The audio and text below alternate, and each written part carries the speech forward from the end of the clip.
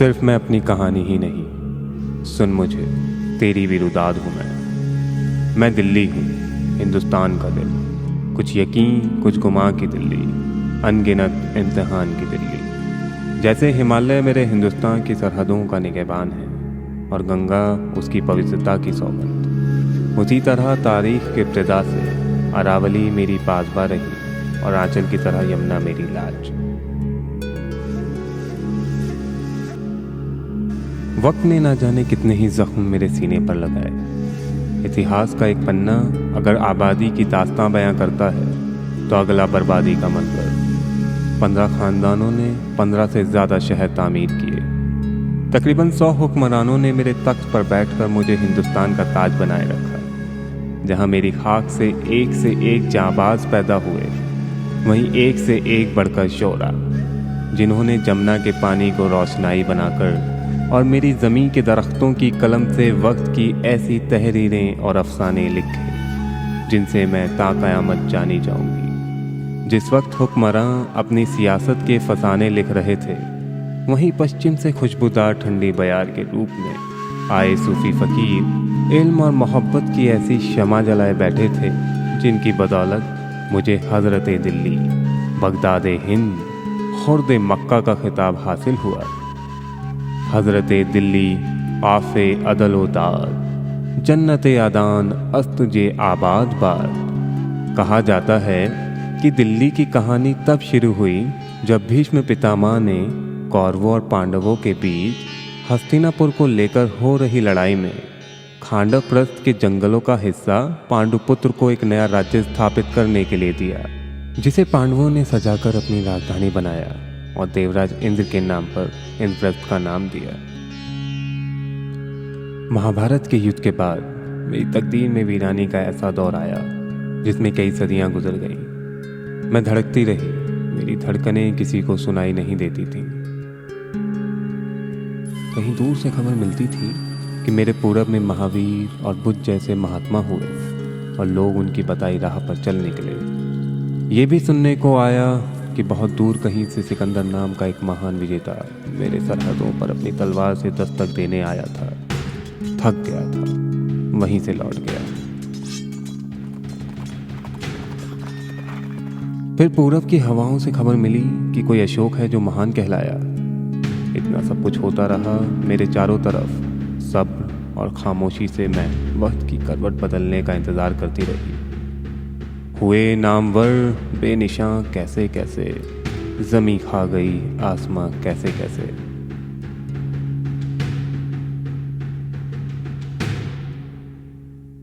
आठवीं सदी में मेरी कहानी पलटी और तोमरों ने मेरी खाक पर पहला गढ़ बनवाया, लालकोट, जहां सन 736 ईस्वी में राजा अनंगपाल ने एक नए शहर की नींव रखी।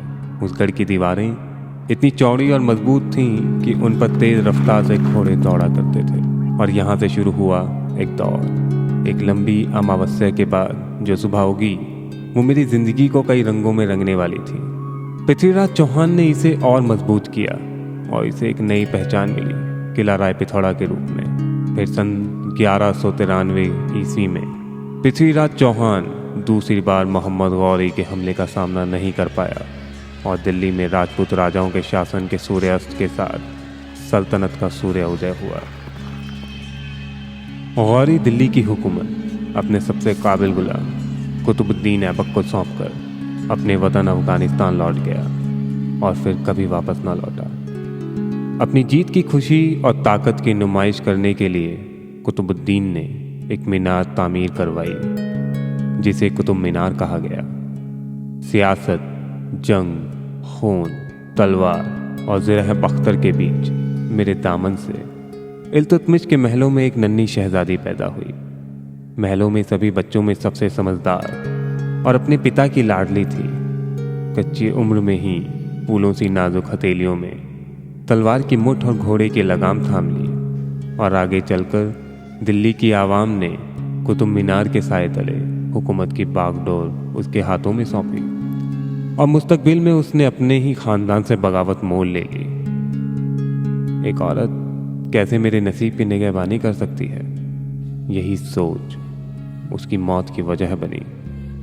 वो मेरी बेटी थी, जिसने मुझ पर नहीं, मेरी आवाम के दिलों पे हुकूमत की थी और मेरे बाशिंदों ने सुकून की चंद सांसें ली थी। नाम रज़िया था, जिसे मैं और सारा हिंदुस्तान फख्र से सुल्तान रज़िया बुलाता है। मेरे सीने पर साजिशों के खंजरों के निशान बनते गए। तकरीबन 21 साल के शासन के बाद बलबन से मेरी बागडोर एक 17 साल के शहजादे के हाथों में आई। मुइज़ुद्दीन कैकाबाद को कत्ल कर मामलुक सुल्तानों की कहानी का अंजाम ले जलालुद्दीन फिरोज शाह खिलजी ने सन 1290 ईस्वी में खिलजी वंश का परचम लहराया। उसने अपने भतीजे अली से अपनी बेटी का निकाह किया और इलाहाबाद के पास कड़ा और मानिकपुर की जागीरें इनायत की। चंद सालों के बाद इसी अली ने गंगा के पवित्र तट के किनारे अपने चाचा सुल्तान जलालुद्दीन खिलजी का सर कलम कर और नेज़े की नोक पर रखकर दिल्ली आया और मलिका आलिया के कदमों में उस सर को फेंक कर इसी अली ने सुल्तान अलाउद्दीन खिलजी के नाम से अपनी सुल्तानी का ऐलान किया।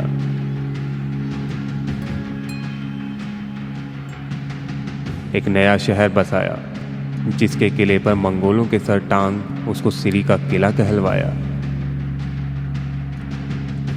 यह वो दौर था जब बाजारों में कम तोलने वाले दुकानदार के जिस्म से उतना ही मांस काट लिया जाता था।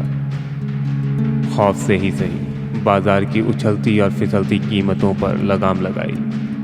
आवाम इस बदलाव से खुश थी और मुनाफाखोर खफा। सन 1316 ईस्वी में अलाउद्दीन की मौत के बाद फिर से साजिशों का दौर आया। मलिक काफर और खुसरो खां के हाथों से फिसलकर मैं गयासुद्दीन तुगलक की हथेलियों की लकीरों में बच गई। यहीं से तुगलकों का दौर शुरू हुआ और मंगोलों से बचने के लिए एक पहाड़ी पर तुगलकाबाद के नाम से आलीशान किला बनना शुरू हुआ, जिसके अंदरूनी महलों की दीवारें सोने की ईंटों से बनी हुई थी। सुल्तान के हुक्म पर कई मन सोना पिघलाकर महल सरा के तालाब में जमा दिया गया था। सुल्तान गयासुद्दीन तुगलक ने अपने सल्तनत के गुरूर में आकर सूफी फकीर हजरत निजामुद्दीन औलिया से पैर मोल लिया। गयासुद्दीन ने औलिया जी को दिल्ली छोड़ने का फरमान भेजा और खुद बंगाल चला गया। औलिया जी ने आंखें बंद की और कहा, हुनूज दिल्ली दूरस्त, मतलब दिल्ली अभी दूर है। तब से ये जुमला आज भी मशहूर है। हुआ भी यही, सुल्तान के लिए दिल्ली इतनी दूर हो गई कि वो कभी पहुंच ना सका और मेरी चौखट पर कदम रखने से पहले ही अपने ही बेटे के हाथों उसका कत्ल कर दिया गया। और वहीं वो अज़ीमुश्शान शहर तुगलकाबाद भी औलिया जी के बद्दुआ से वीराना हो गया।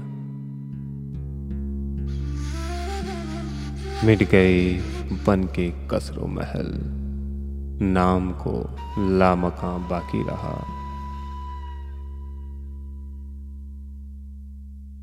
और इसी वक्त में हज़रत अमीर खुसरो ने मुझे अपने ख्वाबों, किस्सों, ख्यालों और अफसानों में खूब खिलाया। मैं चहक उठी, इठलाने लगी। तभी ऐलान हुआ कि दिल्ली से दूर दक्कन में दौलताबाद राजधानी बनेगी। मैं फिर मायूस हो गई, पर करती भी क्या।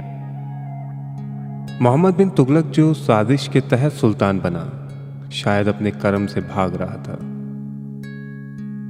उसने लगभग 1500 कोस लंबी दिल्ली से दौलताबाद तक की सड़क बनवाई, जिसके दोनों तरफ सायेदार दरख्त लगवाए और सराय बनवाई। मेरे बाशिंदों को यह हुक्म हुआ कि सब दौलताबाद की तरफ कूच करें। जेठ की गर्मी और लंबा सफ़र, जो कारवां हज़ारों की तादाद में शुरू हुआ था, उसमें कुछ 100 ही मंजिल मकसूद तक पहुंच पाए। क्या भीड़ थी कल, और आज देखा सुनसान वो रास्ता पड़ा था। एक सुल्तान के गुरूर ने मेरी गलियां सुनी कर दी, लेकिन जिसने मेरी खाक में परवरिश पाकर जमुना का पानी चखा हो, उसे दौलताबाद कहाँ रास आता। और चंद सालों बाद ही मेरे सर पर वापस राजधानी का ताज रख दिया गया।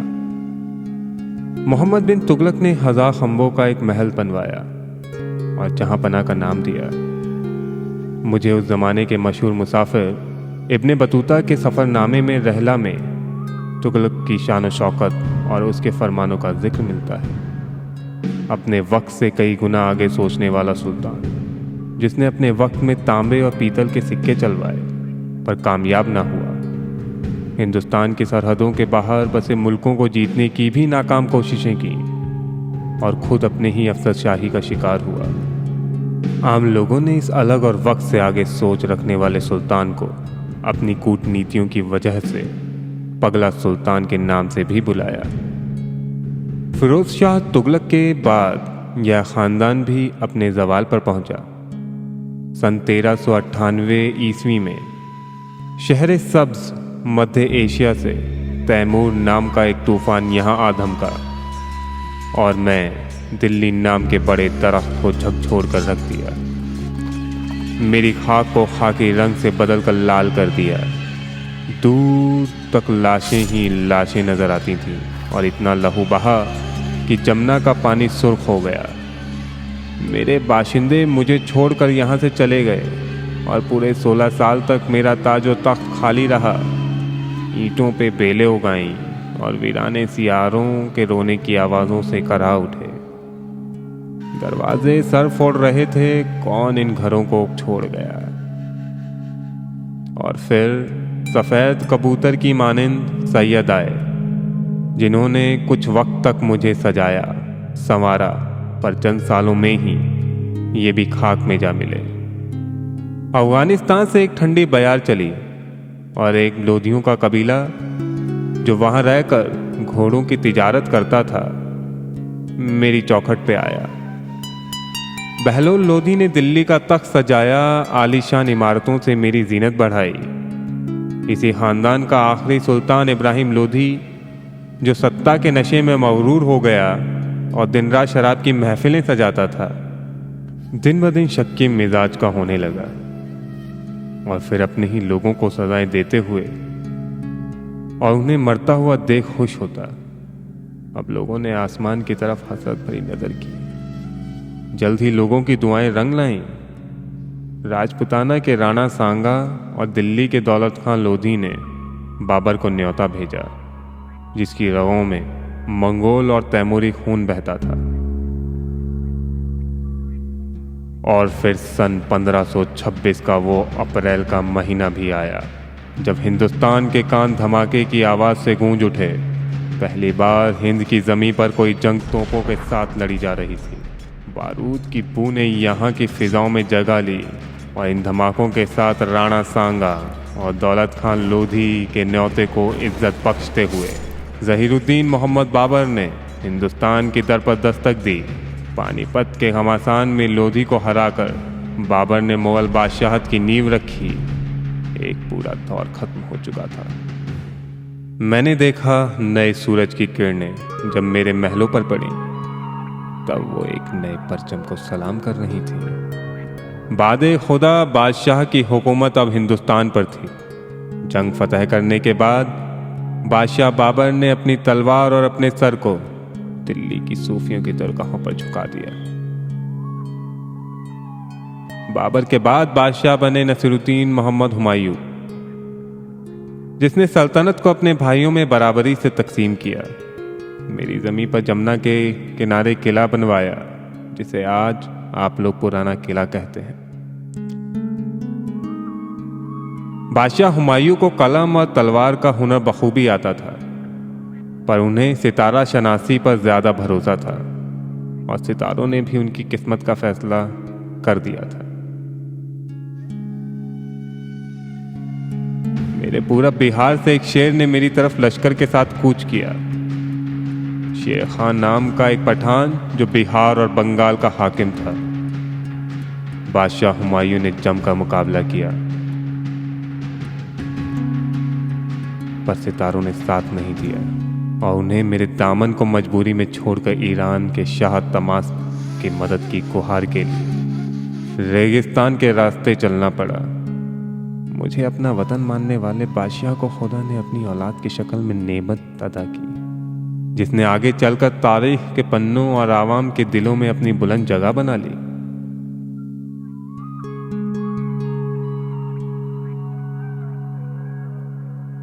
बादशाह हुमायूं ने हिंद का दिल तो फिर से जीता, पर हिंदुस्तान की सरजमी के कुछ गज जमी ही मिल सकी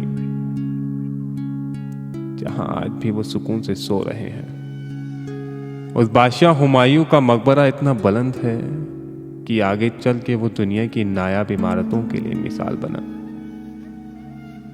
एक सुनहरे दौर की शुरुआत हो चली थी, बादशाह जलालुद्दीन मोहम्मद अकबर का दौर। मैं तो क्या कोई भी इस अज़ीमुश्शान शहंशाह की महानता को बयान नहीं कर सकता। मुगलों ने मेरे पड़ोसी आगरा और लाहौर को अपनी राजधानी बनाया, पर मुझसे नाता कभी ना तोड़ा। जहांगीर ने अकबर से ताज पाया और नूरजहां के साथ दरबार संभाला। कुछ वक्त यूं ही बीता, फिर साल आया सन 1638। शाहजहां ने मेरी ज़मीं पर आकर मुझे फिर से हुकूमती तख्त से नवाजने का फैसला किया। फिर जमुना के किनारे एक किला बनवाया, किला मुअल्ला, और उसी नेक वक्त बादशाह के नाम पर मुझे एक नया नाम मिला, शाहजहानाबाद।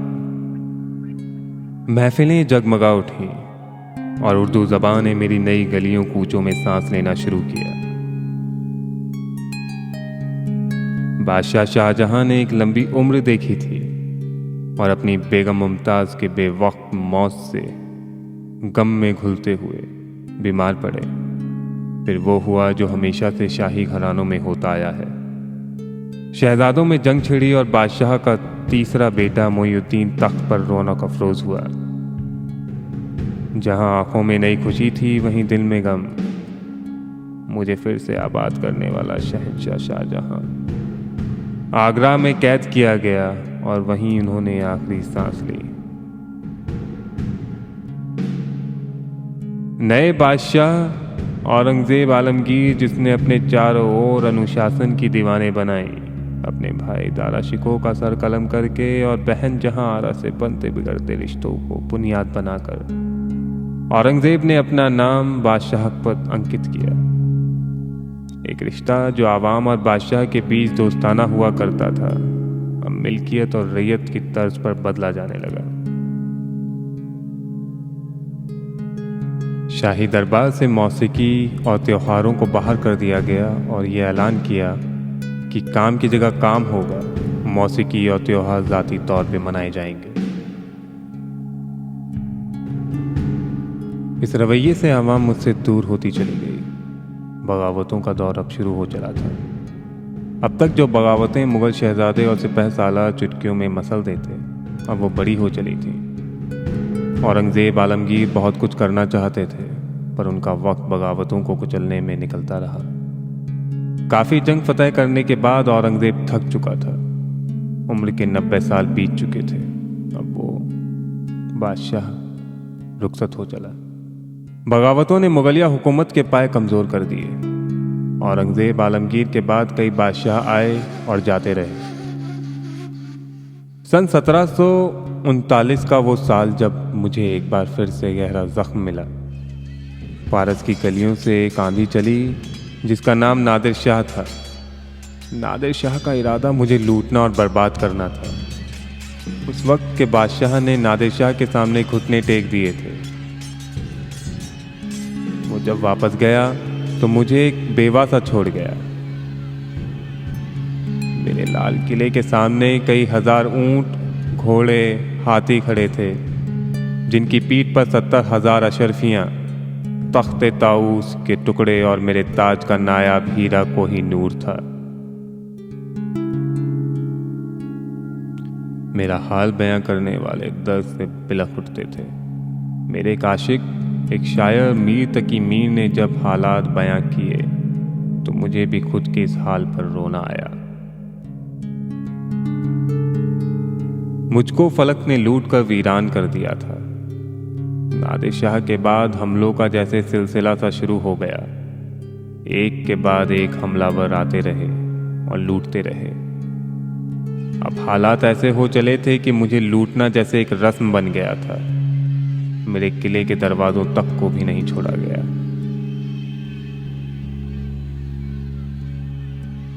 मेरे बाशिंदों ने इस हाल में भी जीना सीख लिया था। अब वो हर पल को आखिरी पल समझकर जीने लगे। कल की जैसे कोई फिक्र ही ना हो। दिल्ली वालों को दिल वालों के नाम से जाना जाने लगा। यही वो दौर भी था जब मैं, जिसने अपने आंचल में हिंदुस्तान को समेट रखा था, बिखरने लगा। अवध में नवाबों ने, हैदराबाद में निजामों ने, राजपूताना के राणाओं ने और दक्कन में मराठों ने अपनी हुकूमत का बिगुल बजाया। मैं टूटी तो ये वतन भी बिखर गया। सन 1617 में जहांगीर की सत्ता के वक्त ही अंग्रेजों ने अपने कदम तो बढ़ा दिए थे, मगर अब वो मेरे गिरेबां तक पहुंच गए थे। कंपनी बहादुर के शुरुआती दौर में अजीब ही निजाम था। खुद हुकूमत नहीं करते थे, बल्कि छोटी छोटी रियासतों से हुकूमत करवाते और दूसरी रियासतों से हिफ्जत के नाम पर महसूल लेते। सन 1803 में जब हुकूमत मुगलिया इतनी कमज़ोर हो गई कि कंपनी बहादुर की मदद लेनी पड़ी, तो धीरे धीरे कंपनी बहादुर अपनी ईस्ट इंडिया कंपनी का परचम लिए पैर पसारने लगी। यह वो दौर था जब हाथियों की लड़ाई से लुत्फ लेने वाले मेरे बाशिंदे बटेर और कबूतर की लड़ाइयों का लुत्फ लेने लगे।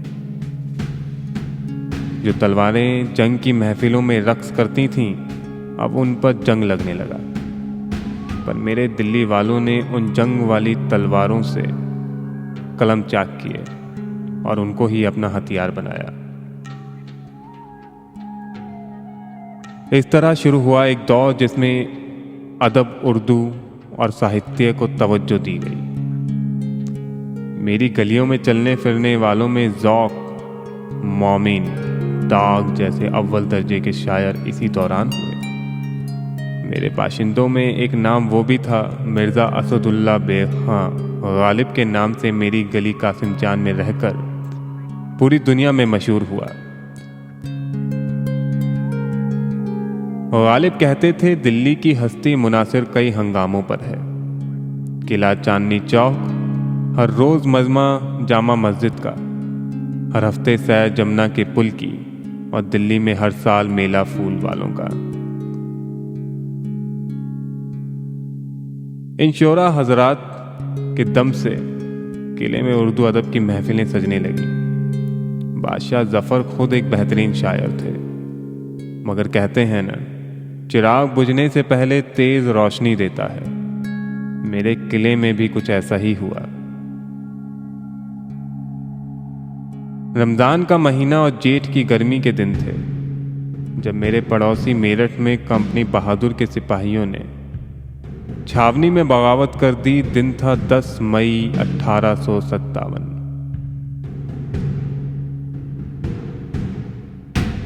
ये दिल्ली में एक नए अध्याय का आगाज था। 11 मई सन 1857 ईस्वी भोर होने को थी जब मेरे लाल किले के यमुना दरवाजे के पास दिल्ली सुबहानी जिंदाबाद, बादशाह जफर जिंदाबाद, महाबली जिंदाबाद के नारों ने खामोश समा में रवानी भर दी। फिर शुरू हुई बगावत, मारो फिरंगी को।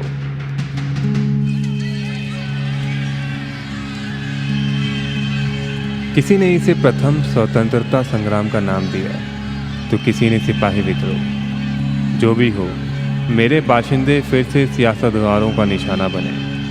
खून ही खून था हर तरफ। चांदनी चौक पर कोई ऐसा दरख्त ना बचा था जिसकी शाखों पे कोई लाश न लटकी हो। हिंदुस्तानी हो या अंग्रेज, सबका एक ही रंग था, लहू का रंग। बादशाह जफर को गिरफ्तार कर लिया गया। उस बूढ़े बादशाह को उसी के दीवाने खास के बाहर एक मुकदमे में बगावत का दोषी बनाकर रंगून रवाना कर दिया गया। 300 सालों की हुकूमत का सूरज ढल गया। अंग्रेजों ने शाहजहां के शहर को यतीम कर दिया। अब तहजीब की वो यमुना का पानी सूखने लगा।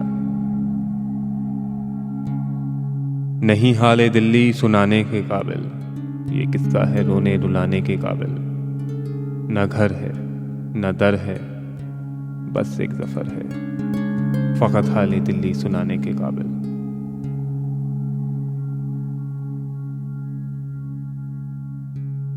इंग्लैंड की महारानी विक्टोरिया ने हिंदुस्तान की सत्ता कंपनी सरकार से अपने हाथों में ले ली और राजधानी को कलकत्ता मुकर्रर किया गया।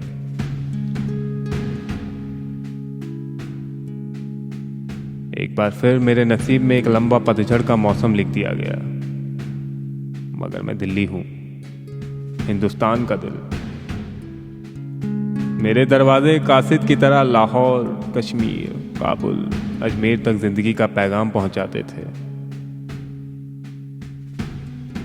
मैंने जलकर खिलना और गिरकर उठना सीखा है। 12 दिसंबर सन 1911 ईस्वी का वो दिन आया जब बहारों का रुख फिर मेरी तरफ मुड़ा। इस बार ताजपोशी किंग जॉर्ज 5 की हुई थी। हालांकि ताज मेरे सर पर नहीं था, वो कहीं दूर था, जिसे ग्रेट ब्रिटेन कहते हैं। फिर भी मुझे खुद की नई धड़कन की आवाज सुनाई दे रही थी। नई धड़कनों की दस्तक के साथ मुझे नए नाम से पुकारा गया। मुझे न्यू दिल्ली कहा गया।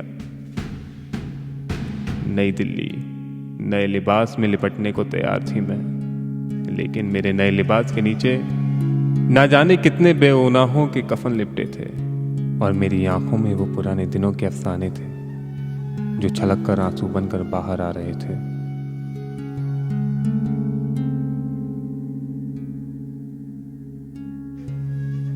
पर कौन देखता मेरे उन आंसुओं को।